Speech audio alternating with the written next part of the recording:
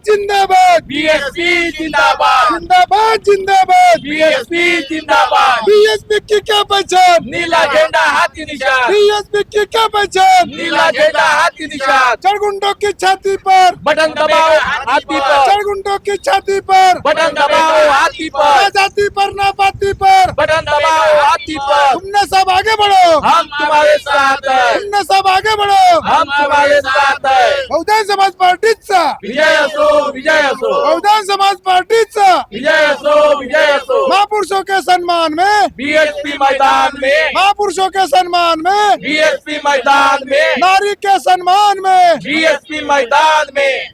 मी ज्ञानेश्वर हुमने सर्वांना नमस्कार, जय भीम, जय शिवाजी। महानगरपालिकेच्या निवडणुकीकरता प्रभाग क्रमांक 9 नगिनाबाग इथून उमेदवार म्हणून उभा आहे बहुजन समाज पार्टीच्या हत्ती या चिन्हावरती। तर प्रभाग क्रमांक 9च्या सर्व जनतेला विनंती करतो की त्यांनी बहुजन समाज पार्टीचा हत्ती या चिन्हावरती जास्तीत जास्त प्रमाणामध्ये वोटिंग करून सन्या मला उमेदवार म्हणून निवडून द्यावे।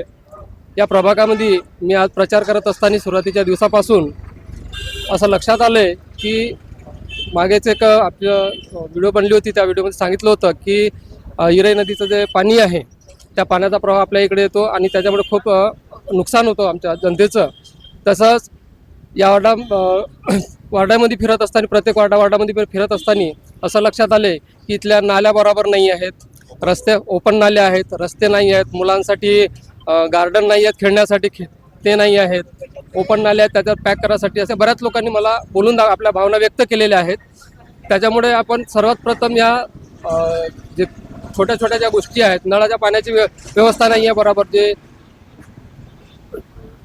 काय अमृत जल योजना जी आहे ती अमृत जल योजना लोकांचं नळ तर लागले आहेत घरापर्यंत, पण पाणी त्या योजनेच्या माध्यमातून येत नाही। त्याच्यामुळे आपण स्वच्छ पाण्यासाठी आपण प्रयत्न करू, नाल्या साफ कशा राहतील त्याच्यासाठी प्रयत्न करू, मुलांसाठी आपल्याला जे ग्राउंड पाहिजे खेळण्यासाठी त्या ग्राउंडसाठी हे करू, ज्येष्ठ नागरिकांसाठी आपल्याला व्यायाम करायसाठी काही व्यायाम इक्विपमेंट लागतात त्याची आपण व्यवस्था करू।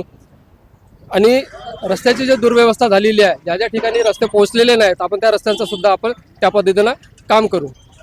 आरोग्याविषयी सांगायचं झालं तर इकडे सांडपाणी जे खुल्या नाल्या असल्यामुळे काय होतं की तर जीवजंतूचा वावर जास्त आहे, जसे मच्छर झाले, बाकीच्याही काही हे झालेलं आहे त्याच्यामध्ये, काडी कचरा जमा असल्यामुळे, साफ नसल्यामुळे, त्याच्यामुळे आरोग्यामध्ये बऱ्याच लोकांना इकडे प्रॉब्लेम आहेत, बिमाऱ्या खूप जास्त प्रमाणात फैलत आहेत। फिरत असताना त्याही गोष्टीकडे लक्ष केलेलं आहे आम्ही, तर त्याच्यावर सुद्धा आम्ही जास्तीत जास्त प्रमाणामध्ये लक्ष केंद्रित करू।